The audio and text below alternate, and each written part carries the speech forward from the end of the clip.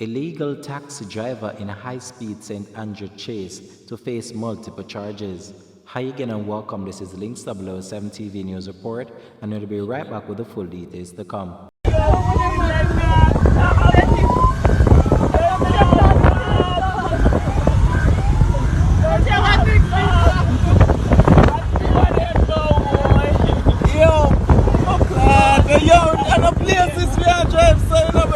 Welcome to Links 007 TV News Report, providing you with the best in local and international news updates.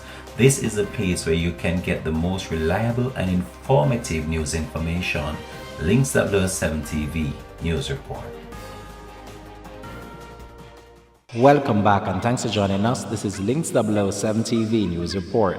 The police are reporting that a driver of a loaded illegal taxi who led them on a high-speed chase on Mannings Hill Roads and other parts of St. Andrew North Police Division is to be charged with multiple offenses. He was arrested minutes into the frightening journey as two police officers gave chase and pursued him.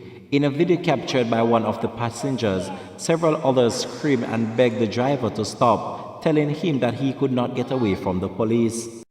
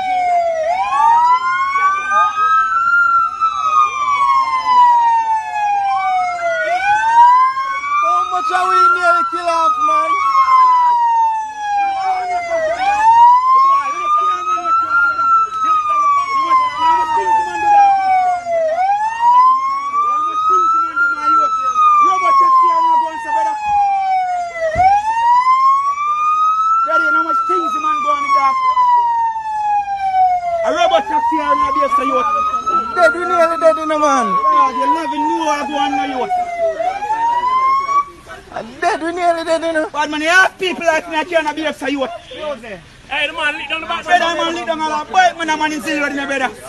You know how much key I man, me crash them. Key na you.